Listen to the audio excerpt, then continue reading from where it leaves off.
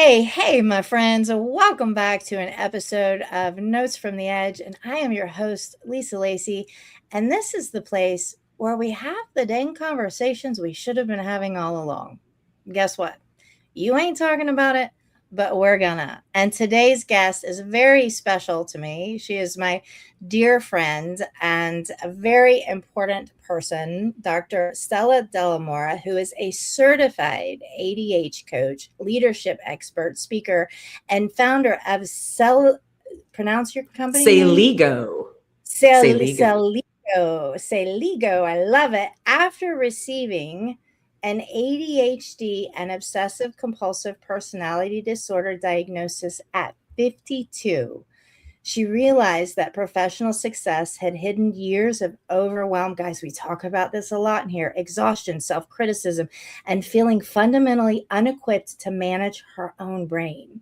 Her experience led to pursue specialized coaching and neuroscience training, including many certifications in ADHD coaching, Simon Sinek's Why Discovery Process, which is amazing, Clifton Strengths, and neuroscience. And she also holds a PhD in leadership. Today, Dr. Stella helps adults with ADHD develop what she calls their personal, I freaking love this, YOU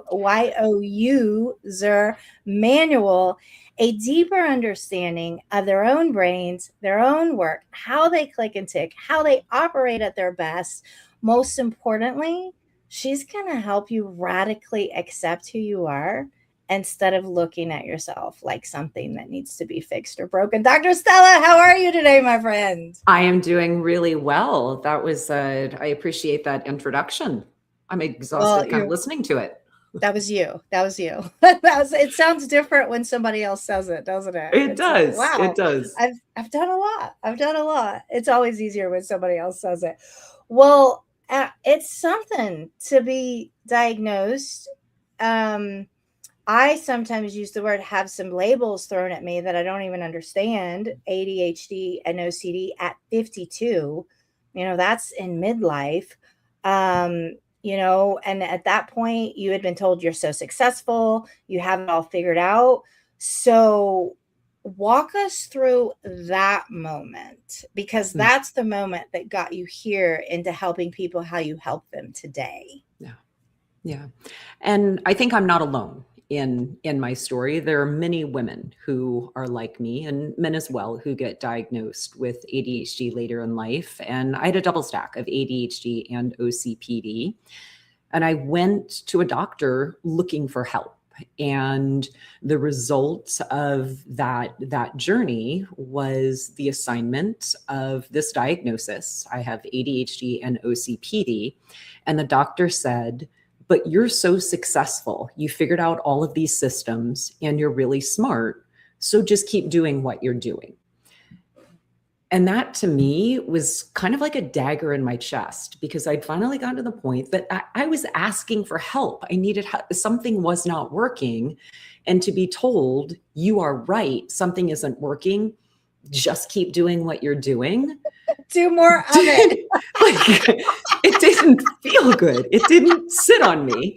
And so I did what she said, and I left. And I left feeling overwhelmed. I was alone. I was unequipped. And I was embarrassed and ashamed. Why those adjectives, I don't know. But I didn't want to tell people. Like, telling my parents was really weird and awkward. And they were part of the process, because they interview your parents when they go through this assessment. I didn't want to tell my friends. I somehow felt like there was something wrong with me, or I was broken. And it led to this feeling of shame. And that shouldn't be the case. This is just my brain. And my brain is just different than other people's brains. And really, everybody's brain is different. People with ADHD just have an exceptionally different brain. And I needed to go through this journey of understanding that I was who I was, but like every other human on the planet, my job is just to be the best version of that person that I am. Yeah. The best human. That's it. Yeah. The best human possible. Yeah. I love that. Well, when did you determine, you know what, this is something that I know you opened up with it. I know a lot of men and women. Time you're speaking. And she literally sat there in the front row with her head like buried in her phone. She didn't know what to do with her diagnosis other than say, I'm going to be distracted, so I'll be on a poker video game. I was on another call with somebody else who was she did technology work, and she said, I'm really good at this, but I have ADHD. So maybe I'll get back to you. Maybe I won't. At some point I will, but just understand I have ADHD. So sometime I'll get back to you. And I'm looking at myself and I'm looking at these experiences and I'm going, we just don't know what to do other than announce we have this thing. And that's not right. And so my first step was to take the journey on my own and figure out, what does this mean? How is my brain different? And therefore, what do I need to do so that I can manage those things that might get in my way? And then it became a logical step to help other people do the same because they were stuck in the same place I was. And I'm an educator. This is what I love best, is to teach and help people understand things. And I put them in language that makes it accessible. I love that. And we talk so much about being able to apply it, putting it in non-clinical terms where it can be easily understood. So Dr. Stella, educate even me today on, talk to us about, how is a brain with ADHD built differently? Talk to us about an ADHD brain. So one of the most profound things on my journey as I learned about ADHD was when I learned that attention deficit hyperactivity disorder really isn't an attention disorder. And that's the first word. It's an attention deficit. And I learned that that's actually not the problem. The problem is that we have an interest deficit, because people with ADHD are really, really good at locking in on something when we are interested. It's called hyperfocus, and you can't possibly drag us away from something if we're interested. But if we are not interested in it, if we are not excited about it, it's a non-starter. It's not going to get done. It's a non-starter. It's like, no, just check that one off the list. It ain't get right? done. Like, it's just not going to happen. And so for me, that was this massive reframe of, oh, the reason that these things are hard for me to do, and I've done some epic things, but then like, I can't open my own mail and pay my bills. Like, that's a basic thing to do. Like, it's like the hardest thing. I've done 4 Ironman and I don't want to open the mail. Like, this doesn't make sense. Well, it's not exciting to open the mail. It's not interesting to open the mail. And so this profound aha for me was that one of the things that we can do is find ways to make things interesting, and then we actually want to do them. And that sounds a lot more simple than it actually is, but that was a big mind shift for me and a big reframe. Well, and I think for all of us, it's educating. It's not attention at all, because if you can laser lock into something that you're into and nobody can pull you off of it, like running for you, right? Like, nobody is going to pull you off track.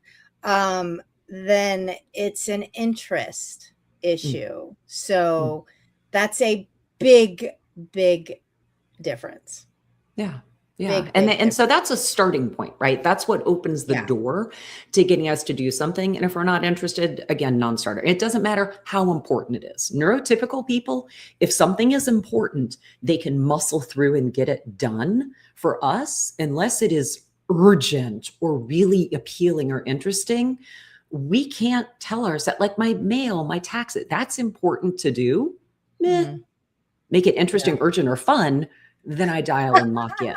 You're going to be working with people to make their taxes interesting. Well, one of the things I do, there is a $2,000 average higher spend and a cost to having attention deficit disorder, because we just get weird about things like, it's called the ADHD tax. And literally they did a research study in the UK and they found that we're spending almost $2,000 more than anybody else, because we do things like we let food go bad in the refrigerator and have to rebuy it more often, simply because we forget it's there, or because we can't see it, or we have something in the refrigerator and our executive function goes overwhelmed because we're like, oh my gosh, I have these berries. Am I going to have them on a salad? Am I going to have it on fruit salad? Am I going to have them just by themselves? Well, if I eat them just by themselves, then I have to take out a knife, and then I'm going to have to clean the knife because the knife is already in the dishwasher. Like, it is this massive overload that makes it really hard for us sometimes to do simple things.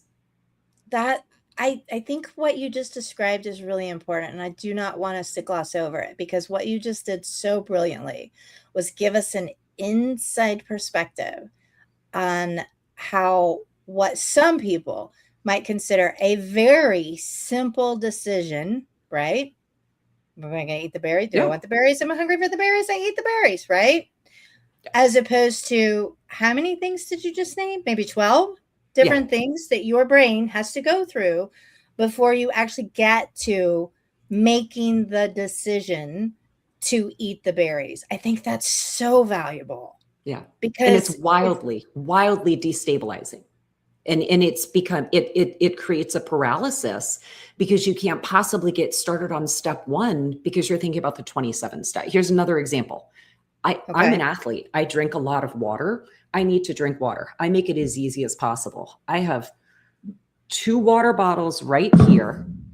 I have 2 more water bottles right here. And they all look alike. I see that. Well, so there's numbers on them. 1, 2, 3, 4. Like I drink them in order. Okay, got it. But if I don't drink, like literally it is sitting right next to me. I know that I need to drink water. I couldn't possibly make it easier for myself. And it's still hard to drink water. You still That's forget what it's like to live with ADHD. It's the executive dysfunction that we have. It's hard for us to make a plan. It's hard for us to build a plan. It's hard for us to execute on that plan. Once we have it in place, it's hard for us to stick to it. Our brains are just different. And so we need to, number one, have awareness of that. And then number two, build systems that make it easier.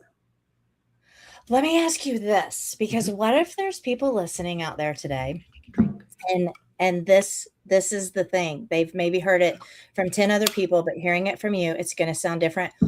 What made you go to the doctor and say, yo, I might need some additional support here? What are some things that people can look for, especially women in midlife, that may be signs to seek out some professional support to do the testing that you went through? That's a great question. And I think my journey might be somewhat similar to other women. When we don't get help early enough, we get help when everything comes crashing down, because we have learned for decades just to make things work and you muscle through. And we have gotten really good, especially if you're a high achiever and especially if you're a woman, we've gotten really good either at masking the discomfort that we feel, and we mask so well that we don't even identify that we're doing it anymore, or we just aren't even aware with the effort that we're putting in, even though we're grinding ourselves down because it's so familiar to us. We don't know how to do something otherwise until something external comes in to let us know we need to do that. My own personal story, when I was younger, and I can look back now and see that these are classic signs of overdoing it, I ended up in the hospital in ambulances twice in my life. Literally because I just ran myself into the ground and just passed out, like just kept going until I passed out. It happened once in college, once after college. And my thought was, just need a little bit more sleep or just need to eat a little more. No, like, please don't get to that point. Like, get help before you get there. But the time when I finally got in and got myself diagnosed, it was actually because a relationship was falling apart and fracturing. And the man that I was in the relationship with said, I think you might be autistic because you're not emotional enough. What I later found out is, number one, I'm not autistic. Number two, I did find out I have ADHD and OCPD, but I also found out that he was addicted to drugs and was overly emotional. And one of the things that I did as a trait was I looked for really exciting people. And I never bored with those guys. Never. Never. Yeah, you're always guessing. You're always guessing. And Yep. it helped me realize that the reason it was hard for me to have relationships wasn't just my unique brain, but because I had a really bad picker. And so I need to be looking at different qualities, but I'm grateful for that man. He turned out to be emotionally very abusive, and it just got to be too much. So I kind of, a little bit, I wanted to get the diagnosis as a non-diagnosis so I could go back to him and say, you're wrong. It's you, not me. And I thought the best way to do that would be through spending a lot of money and getting a diagnosis. We do whatever it takes, girl. Whatever Right. it I'm takes. going to keep going. But what also happened at this time, I was 52 years old. And if there is a woman out there who is feeling overwhelmed and overburdened, it may be ADHD. You might need more sleep.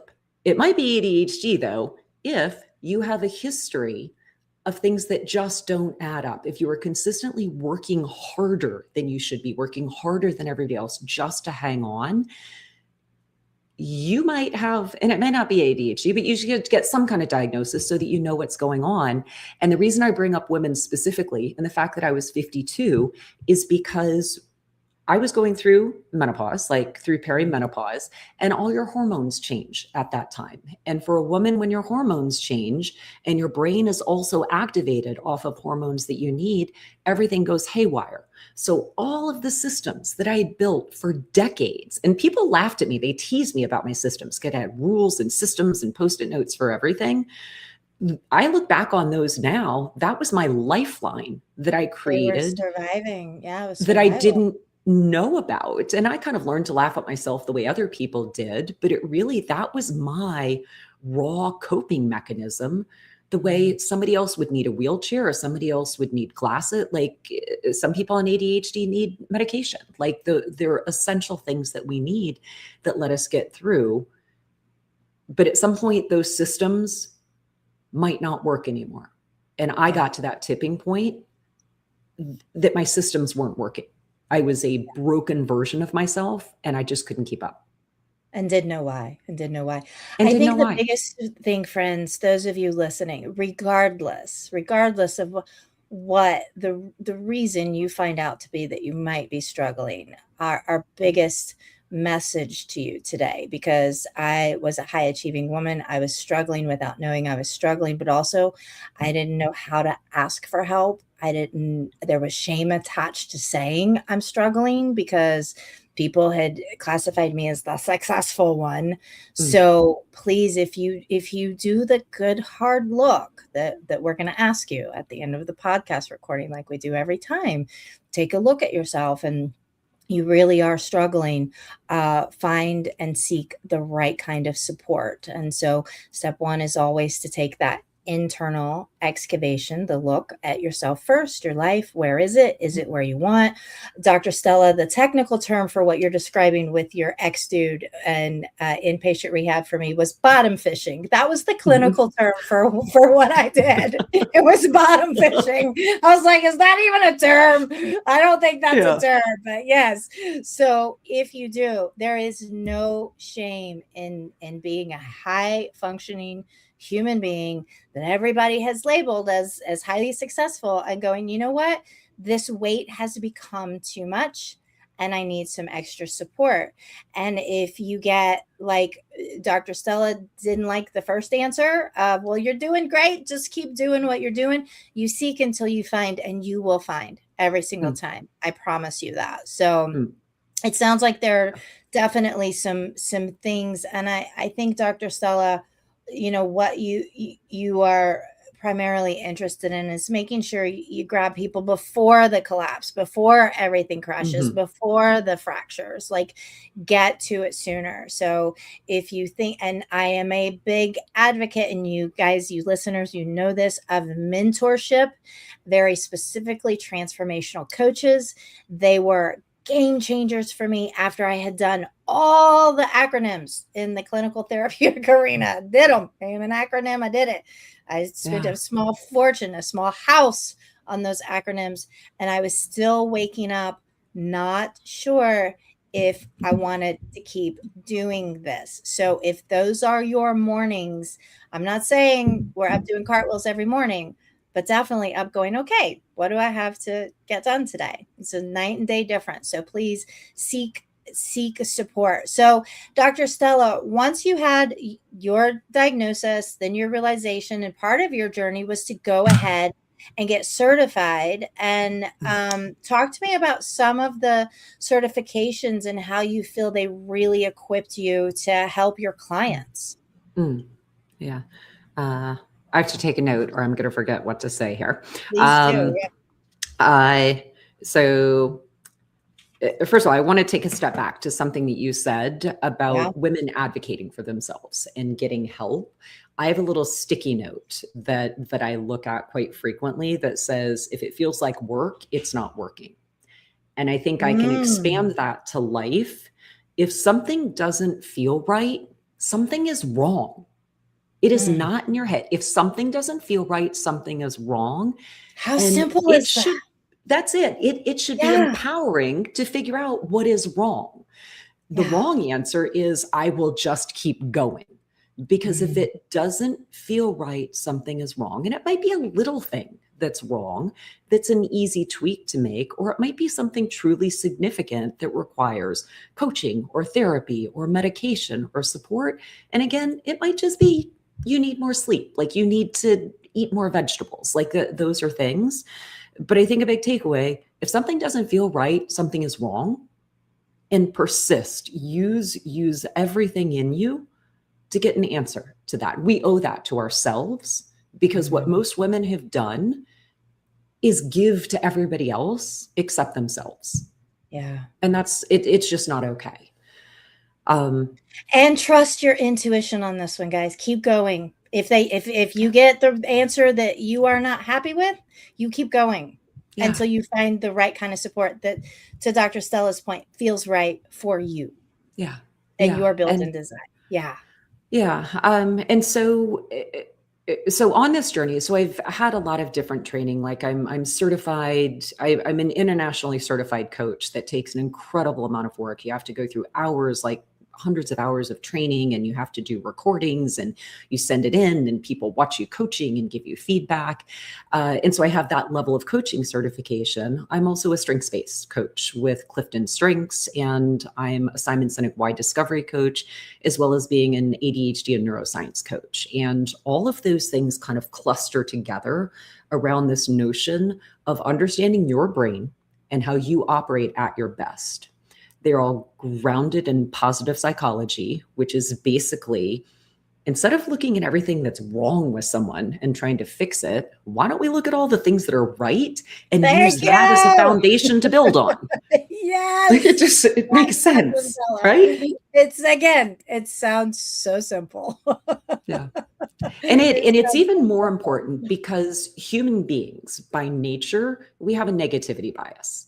And that was like engineered in us to keep us safe, because if a saber-toothed tiger or a bear is chasing after you, you want to be on the edge where you can then flee from that thing. You want to have a negativity bias. So you're looking at every berry critically because one of the berries is going to kill you. Now, that doesn't happen because they're in the grocery store and we've got the FDA mostly taking care of us. But we all have this kind of negativity bias and a framework, and people with ADHD are even more inclined to focus more heavily on the negative and discount the positive because of our, like, shocking, right? I never knew this. I didn't know that either. Yeah. It was another one of these big ahas as I went on my learning journey. That's very uncomfortable, I would imagine. Incredibly uncomfortable. And we don't know that it's happening. Yeah. Right? Like we have no idea that this is happening. What you do, right? Right. Yeah. Right. And we do it to keep ourselves safe, but it's like our bodies overcorrect in that way. And because of differences in our prefrontal cortex and how we process information, we're going to be slower to say, maybe it's not that bad. We will be slower to say, oh, I've done this before and I got through it. We just don't remember those things. So one of the things I do, if I'm not too tied up here, all of my clients do. So I have two of these books. So one is the Book of Me.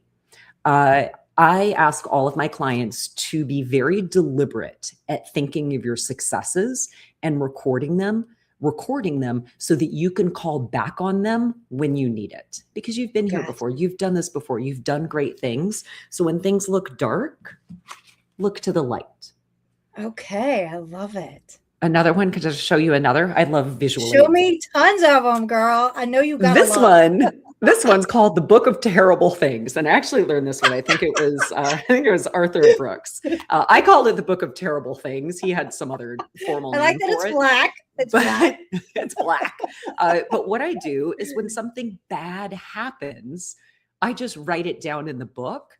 And then I keep a log of these horrible things that whatever, I messed up on a presentation at work, or I forgot to follow up with somebody, or I said the wrong thing. Oh my God, I'm constantly saying the wrong thing. It just comes out of my mouth like a slow moving car accident.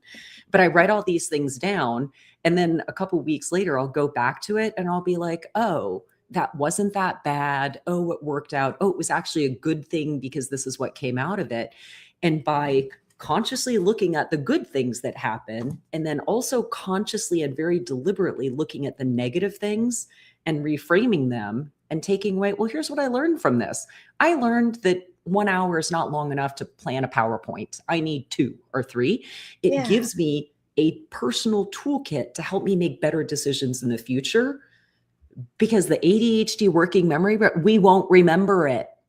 It's just not there. So we need to outsource all of our stuff to Post-it notes listeners, or notebooks. She's just holding up a teeny, it is not a book. It is a teeny tiny notebook you pick up at Walgreens in the note section, little bitty spiral notebook, pocket size. The Book of Me and the Book of Terrible Things. Get it in black. Get it in black. Talk to me about this not remembering. Talk to me about not remembering. What's going on there in the brain? So there's a combination of things that are happening. And just so you know, again, I'm a PhD. I'm not a medical doctor. But through my studies of myself and through my studies of the brain and ADHD, there are a couple of things that are happening. Number one, all humans are predisposed to negativity bias, which means we first see the negative. We also then hang on to and recall that more. Think about somebody at work. You have 9 great interactions with them, and then she shows up and she's a little witchy one day. Suddenly she's a horrible person because she's always in a bad mood. No, that was 1 out of 10 experiences, but our brains are predisposed to remember the negative side of it. And again, it's over all 9, right? Overall, all the 9 other things just completely disappeared. And we focus on and that replaying it, you said. And replaying it. Wow. And that is magnified when it's aimed inwards, especially if you have ADHD, because we will not remember the 10 great presentations we did. We are going to remember the 1 slide in the 1 presentation where we said 1 thing wrong, and then we rabbit hole ourselves. Like, we are exceptionally good at this. And in part, it's because our brains, it's not just your body that's hyperactive, there's cognitive hyperactivity. And when I talked earlier, when I said that attention deficit is not an attention disorder, it's an interest problem. It is really interesting to watch those crazy reality shows. What we're doing is making a reality show in our head. And it feels really good to be following this horrible trail of all the horrible things. So you mess up on 1 slide, and suddenly in your head, you're poor on the street living under a bridge because you lost your job, you lost your money, you lost where did this even come from? But it's that interest pathway that our brains will follow. And we as people with ADHD need to be aware of these traits that we have. And if we're aware of them, we can say, hold on a minute, just stop, breathe. I know what's happening here, and I'm not going to let it happen. Isn't awareness amazing? Awareness it's a gift. It's just so cool when you start figuring out, and that's where we're going to segue next, because what I love about the work that you're doing is you're helping people work with their brains as is, how they're built and designed, and build on what they've already got. And awareness is such a gift, and it's magical and trippy and fun, and there's something so cool about being able to stand up and look at yourself and go, I like who I am as a person. I know I'm always trying my best changes on any given day, but self-awareness is just such a wonderful thing to seek and find, and continually seek and find, because it's a never-ending journey, because you're always going to discover something new about yourself. So Yeah. talk to me about the user manual. Yeah. So the user manual, YOUSER, is a manual that I think every human on the planet needs, but I think specifically people with neurodivergent brains, because we are being asked every day of our lives to live and conform to a neurotypical world. And our brains, they just work differently. But if we have awareness of how our brains work differently, we are able to make conscious choices in line with our goals. We're better able to support ourselves. We're better able to forgive and be kind to ourselves if we need to. And we're also better set up to advocate for ourselves. Mm. Because when we have real pristine awareness of how we show up and why we do different things, we've put words, we've put language to things that we feel.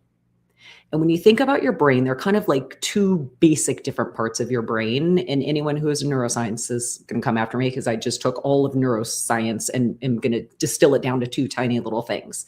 One part of your brain is your limbic brain. Your limbic brain is the emotional filter for everything that happens. So everything that you think about goes through this gateway of the limbic brain. And if it feels really great, it goes one direction, and then you do something about it. If you're triggered, if you're upset, if the emotion is raw, you're going to stay in that fight or flight state and be spinning out of control. If things move from the limbic part of your brain into the prefrontal cortex, which this gateway says, this is great information, like a switchboard operator, I'll send that information on. Yes, Your we'll take that. your prefrontal cortex, and literally it is in the front part of your brain. Your prefrontal cortex is your part of your brain that's responsible for logical, rational thinking and decision making. You can see how it's good to get information from that emotional part of your brain. I call it the toddler brain, right? Running around. And then the front part, I call it the teacher brain, because I don't want a toddler running my life. I want the teacher to be like, all right, sit down, chill out. Here's what we're I going to hear do. Here's what we're going you, to and proceed. this is what we're doing about it. Yes. Right. And that's important to say. I hear you. I know what you're feeling, but here's what we're going to do about it. And so we've Yeah. got these two different sides of our brain that are almost like playing a tug of war against each other. But if we're consciously aware of that, when we get those feelings, when we get the sweaty armpits, when we feel our voice rising or lowering, when we feel ourselves getting bigger, just when we get these physical feelings, all of a sudden we're like, wait, I'm not in this part of my brain. I'm back here. Toddler, sit down, time out. I'm going to put the teacher in charge. And that's where this user manual comes in, because I want every person to know what they do and how they show up as their best, so that when things get hard, they can recognize that and then actually do something about Yeah. it. Yeah. Be aware. And you said it earlier, make conscious choices. Get off of autopilot. If autopilot survival mode is running the show, a crash is probably around the corner eventually. Yeah. At least for me, it was Yeah. full-blown mental health crash, chaos. Yeah. And Full-blown that's, crash. you had, and it's unfortunate that both of us got to the place that we had those crashes and had to pull ourselves up out of the ashes. It's funny that I live in Phoenix, because the metaphor is a perfect one. But women shouldn't have to do that. Men shouldn't have to do that. Children shouldn't. Nobody should have to get to the point that it is that bad. And I think awareness is the first step. And self-advocacy is important. But if we don't have words and language for that, and all we have Yes. is feelings, it's very difficult to do that. Because you can't articulate what's happening. Yeah. That was my thing. I sort of kind of knew that I was struggling, but I didn't have the words. I didn't have the language for it. I didn't know what I was in the middle of, until I learned the terms, and then stubborn me didn't listen to the terms, but eventually would end up back down that journey to find and seek. So, and I think, Dr. Stella, it starts with asking the right questions Mhm. internally first, right? And, you know, my friends out there, Dr. Stella is going to be a great mentor and coach, not just for people with ADHD, but if you just want to better where you're at, move forward with more ease and more grace and more efficiency. She's very, very skilled across the board.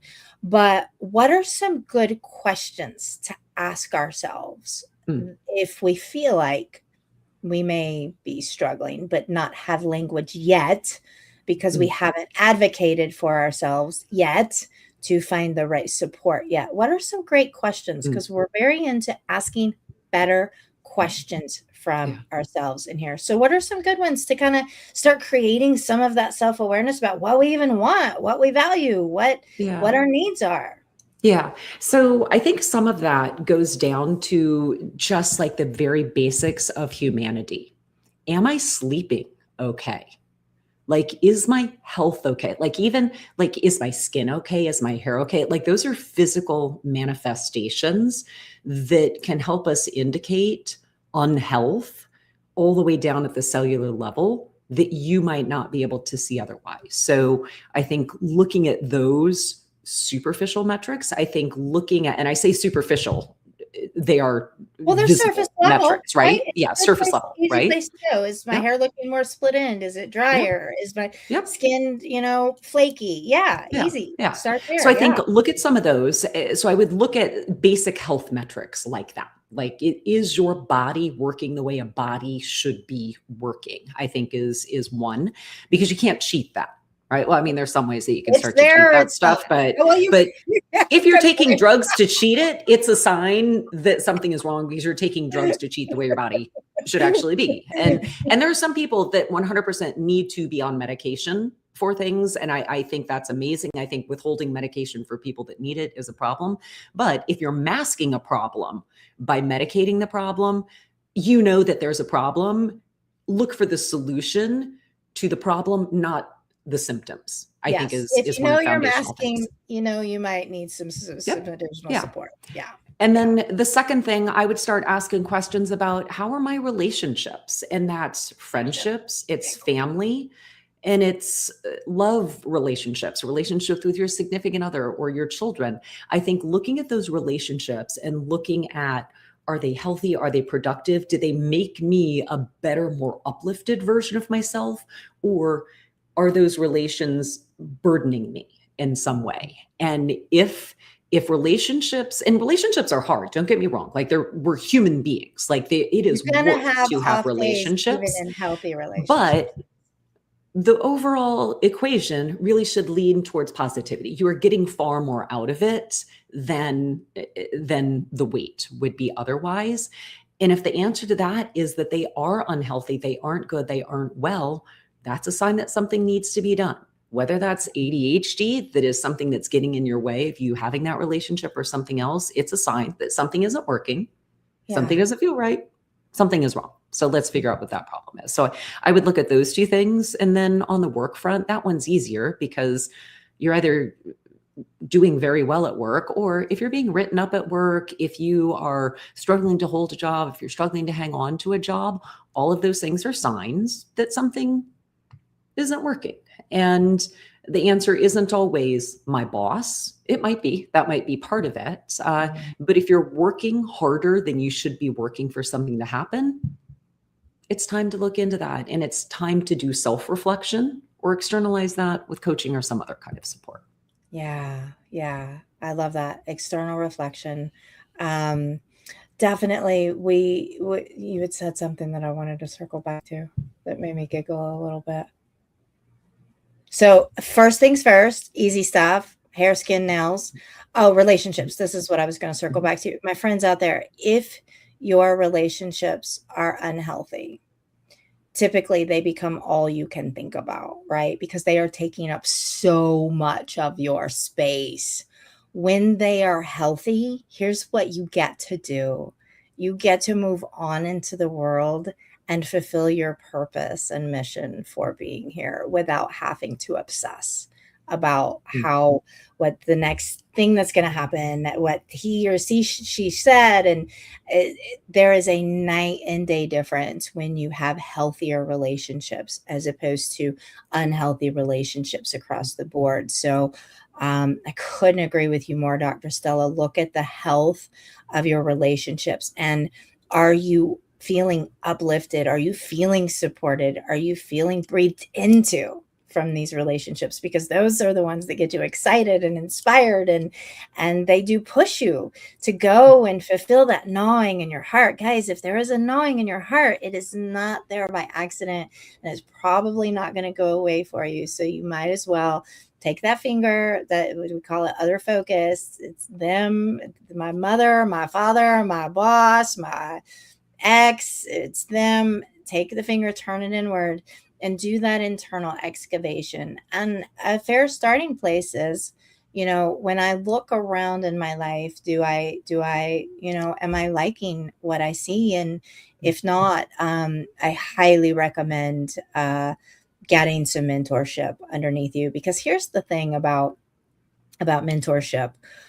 Sometimes we're just looking left, and we can't see right. We can't see that there's a path on the right. We can't even see it. And all it took for me was a transformational coach going, "You are not powerless, Lisa. You have actually so much power. We've just got to figure out how to harness some of this." That's Yeah. all it took, Yeah. And because that I wasn't seeing it. yeah, and in some of those situations, the answer is exit the situation. In Yeah. other situations, it's stay in the situation, but you have work to do. And Yeah. even if you exit the situation, you probably still have work to do so you don't end up in the same situation again. But all of this comes back to self awareness, knowledge, and understanding so that you can make logical and rational choices instead of emotional Yeah. responses to the And feel situation. good about Yeah. yourself. So, knowing how your mind operates, right? Mhm. Knowing how you work, knowing how you tick and click, being able to articulate that. Talk to me about that, communicating Mm. this. I'm assuming you are way better at communicating this now than you were when you first got your diagnosis. Am I I right? was. Yes, Talk yes. to me about how And you communicate it yeah, now. yeah. And let me tell you, it goes beyond just announcing I have ADHD, so the entire world should work around me. That is not what this is. Um, it needs to be something that you have great depth of knowledge on. And when I started this journey, I thought I needed a coach, and I thought I'm going to be a coach for other people. And what I really came to realize, I think coaching is the second step. Knowledge and awareness is the first step. And that's why I built an ADHD school, because I want people who get a diagnosis like me. And I got handed like a packet, and they were like, bye, good luck, keep doing what you're doing. It's terrible. Nobody should be in that situation.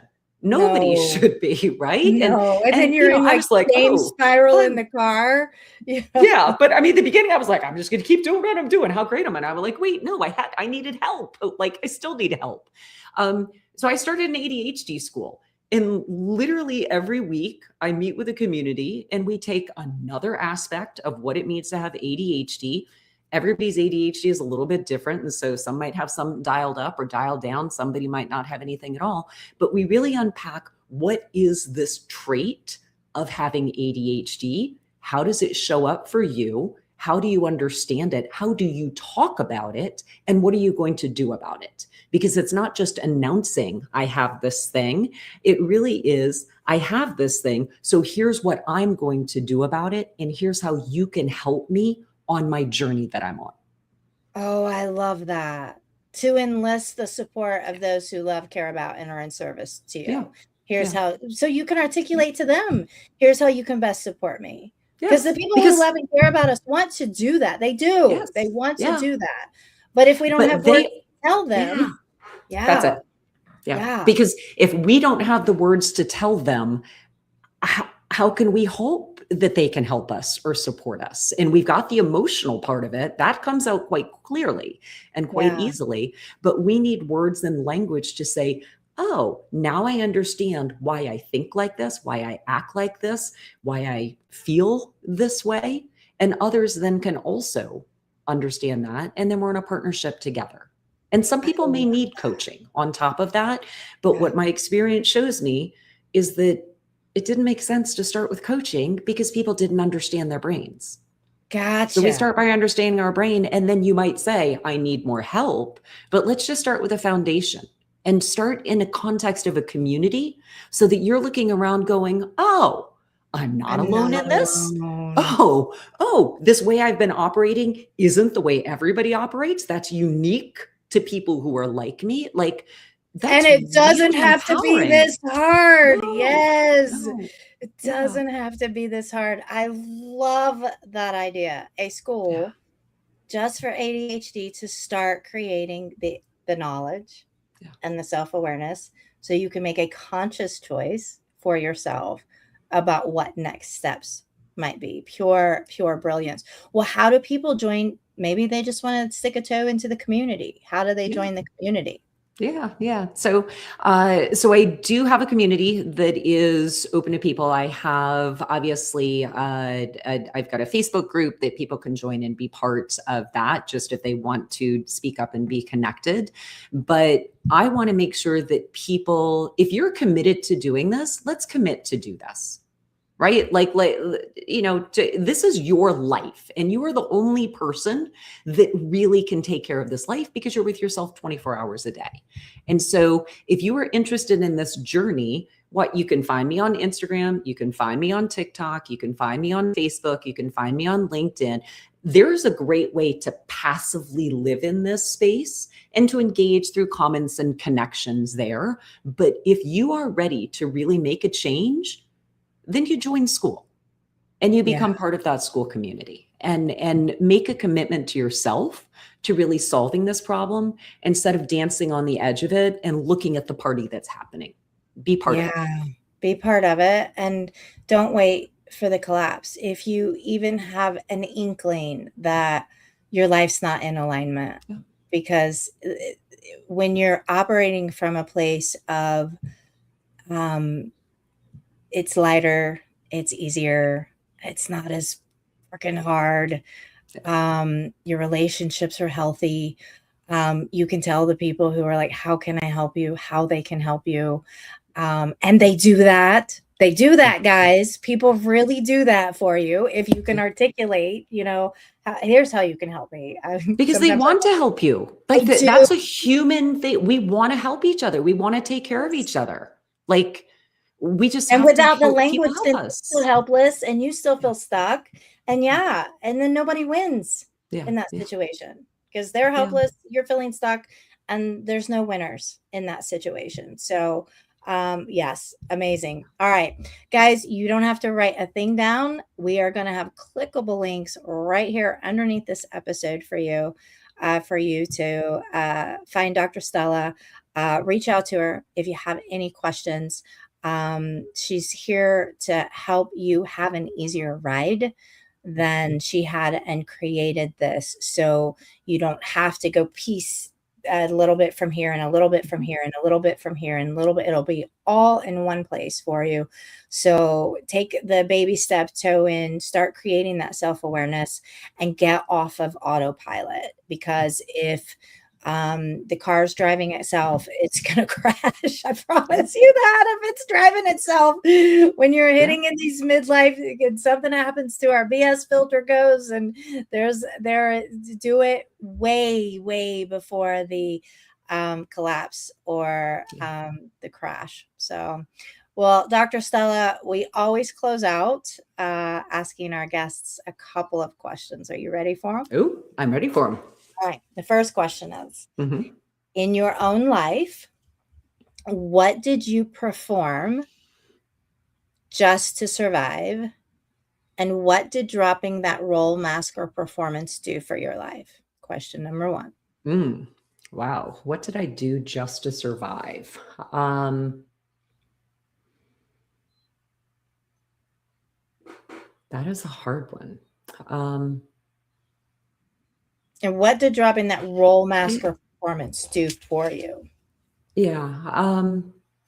I think for me, it was huge with this diagnosis when I had words and language. I have ADHD and OCPD.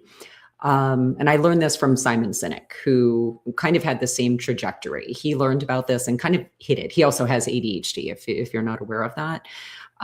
He's a mentor to me.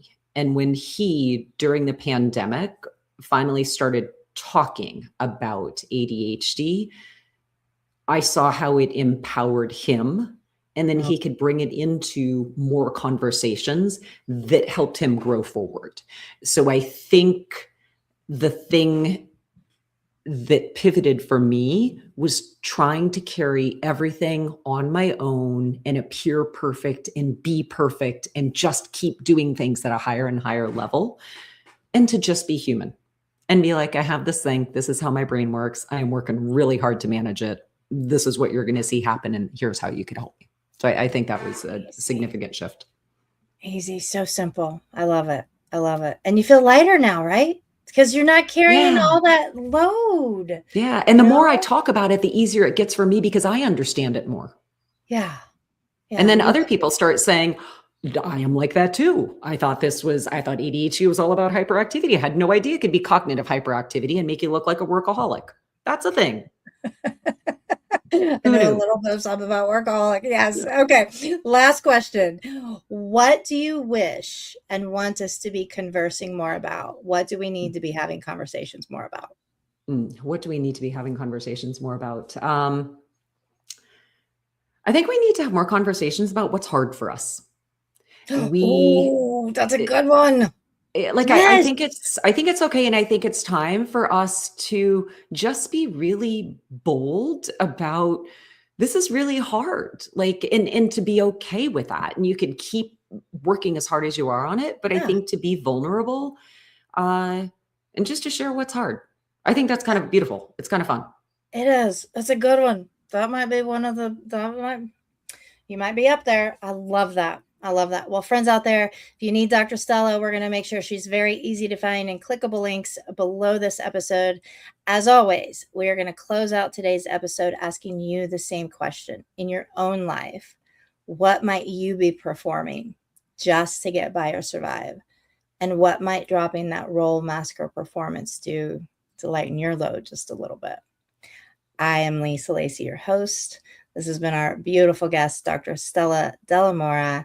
And when you find the answer, we will see you at the edge. Thank you, Dr. Stella. Thank you for having me.